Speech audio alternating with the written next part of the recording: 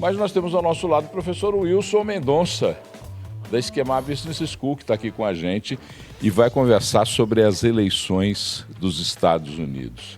Se até a semana passada as pessoas apostavam em Kamala Harris como nova presidente americana, o jogo está mudando? Bom dia, professor. Bom dia, Paulo, Lucas, Carol. Bom dia quem nos ouve, quem nos assiste. Paulo, mudança considerável na reta final e, pelo que se aponta ainda, até terça-feira tem muita coisa para acontecer. Os candidatos aí se dedicando bastante agora aos estados pêndulo, né? Que a gente costuma chamar aqueles estados que nem sempre tem aí um predomínio em relação ao partido no histórico das eleições. E difícil apontar um candidato assim que está assumindo alguma liderança, né? Algumas casas de apostas, inclusive, transitando aí de Kamala em direção a Trump nessa reta final, né? Os analistas americanos mudaram um pouco de opinião. E o que a gente não consegue entender daqui é o formato da eleição. Por mais que a cada eleição americana se explique, fica cada vez mais difícil a gente entender. Lá o eleitor vai às urnas, ele pode depositar o voto no correio, chega lá nas caixas, antecipado, mas o voto do eleitor não é o voto computado para o final da eleição. Explique isso para a gente da maneira mais simples possível. Sem dúvida, é algo que a todas as eleições é um tempo considerável que as pessoas costumam se dedicar para explicar, porque, de certa forma, é um formato indireto, né? Cada estado, assim como na própria legislação, tem bastante autonomia e para versar sobre vários critérios. Um deles é essa maneira de computar os votos. Então, alguns estados, inclusive, eles fazem a votação toda ela à distância, pelo correio, exclusive. E também tem uma questão muito importante nesse critério, que é a proporcionalidade em relação ao número de delegados por estado, ou seja, a população vai determinar, né? Então, assim como no Brasil, existe um censo de cada 10 anos, o último foi em 2020 nos Estados Unidos, houve um ajuste ali para alguns estados, mas ainda há um predomínio, por exemplo, a Califórnia como o mais populoso, depois Texas, Flórida, e esses estados, tradicionalmente, já puxando aí a nossa conversa por outra linha, já tem uma posição mais determinada para algum partido. A Califórnia é democrata, a Flórida republicana, é mais ou menos isso. Exatamente. E aí, apenas para concluir esse raciocínio da dinâmica, a população vota em cada estado, dependendo do número de delegados que cada estado tem proporcionalmente ao número da população, eles vão seguir a escolha da própria população em relação ao partido, ao candidato.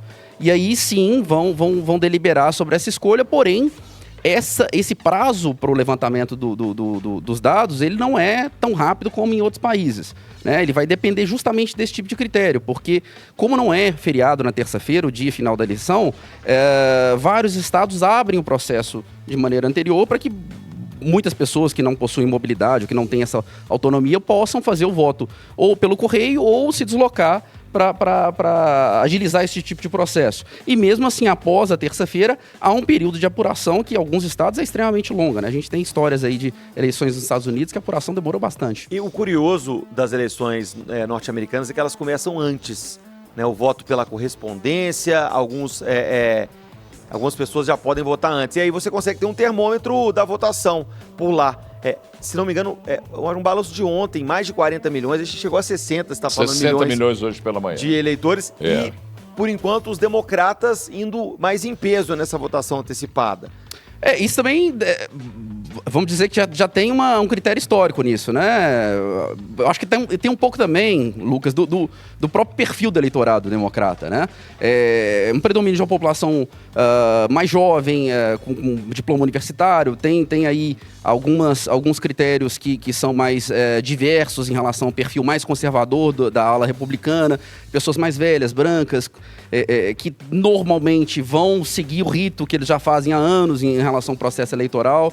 Fora as pessoas que não vão votar de qualquer maneira, que ficam naquela berlinda de até terça-feira se participam ou não, já que o voto não é obrigatório nos Estados Unidos. Sim. Então essa véspera é uma véspera extremamente tensa assim, em relação a previsibilidades. Agora, o mais interessante de tudo na eleição americana, e talvez brasileiros nós temos dificuldade para entender, é do winner takes all. O que é isso?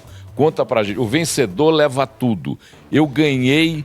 Eu fui lá, ganhei, mesmo não sendo do partido mais representativo naquele estado, mas elegi o maior número de delegados para tal partido, o vencedor leva tudo, inclusive os votos do derrotado? Exatamente. Esse é um grande critério que gera uma crítica grande em relação à representatividade da população nessa votação. Sim. Porque isso vem desde o período das primárias, quando os candidatos vão demonstrar o interesse de participar na corrida eleitoral, e em alguns momentos há essa ausência assim, dessa representatividade. Mas o peso dos delegados é preponderante no Estado. Então, essa representatividade que vai depender da quantidade da população é o que vai determinar que uma pessoa leve tudo. E é um critério que, às vezes, gera uma controvérsia absurda, né? Tivemos históricos consideráveis, desde o período da Flórida, em 2000, com a computação aí ainda controversa em relação à contabilidade dos votos, como há uma expectativa muito grande que a mesma coisa aconteça nesse ano, né? Há uma paridade muito grande entre os dois candidatos e, pelo histórico do Trump em relação à última eleição, há uma possibilidade também de que ele não reconheça, caso a contagem dos votos seja muito semelhante, né? Já é do perfil do candidato. Aliás, por falar em perfil, eu acho que na história recente é a eleição mais conturbada nos Estados Unidos, marcada pela desistência de Joe Biden durante a corrida, nessa reta final, do meio para o final desse ano, Kamala Harris com um período muito curto de campanha, marcada por atentado, né, um atentado sofrido por Donald Trump aí durante um comício, reforço na segurança, e aquela polarização que segue dividindo, rachando os Estados Unidos no meio, né, Wilson? É isso aí, alguns pontos a gente pode falar que realmente são inéditos assim, na história norte-americana, né? Um candidato abrir mão dessa corrida eleitoral em véspera, já após o primeiro debate, isso é algo que a gente não tem nenhum tipo de histórico. O outro é uma vice-presidente conseguir angariar uma arrecadação tão absurda, no intervalo tão curto de tempo, e, ao mesmo tempo, conseguir convencer os eleitores democratas de que ela é uma representante competitiva, porque a expectativa, inclusive do Trump e dos republicanos, era que mesmo se ela assumisse esses últimos debates e essa corrida eleitoral, ela não seria capaz de angariar esses votos, porque daria um sentimento de incapacidade ou de falta de preparo. Então, há uma demonstração muito clara dos democratas em relação à própria aversão ao candidato republicano, o que também atrai grande parte dos indecisos. Esse é um outro ponto que talvez a gente não estava contando antes. Os indecisos estavam muito altos em relação a Biden e Trump. E eles diminuíram um pouco com a ascensão da Câmara, a posição. A Carol já falou que tem que terminar, eu quero uma resposta sim ou não. Eu conversei com um amigo meu, economista nos Estados Unidos, que disse que dificilmente Trump aceitará o resultado se derrotado. Na sua opinião, aceitará ou não? Não, eu acho que seria muito previsível dizer. Eu não diria qual que seria o candidato vitorioso, é impossível falar isso. Mas, quanto a essa questão, eu já acho que há uma gestão do Partido Republicano em relação a como travar esse tipo de processo caso ele não seja eleito. Essa é a minha opinião de maneira muito clara. Agradecer o Wilson Mendonça. Sempre um prazer. Nosso companheiro de trabalho e é professor da Esquema Business School e está sempre aqui com a gente. E o resultado Obrigado, saindo, Wilson. claro, o Wilson vem para trazer aí Lógico. os desafios do próximo, o maior cargo executivo do mundo, o presidente dos Estados Unidos.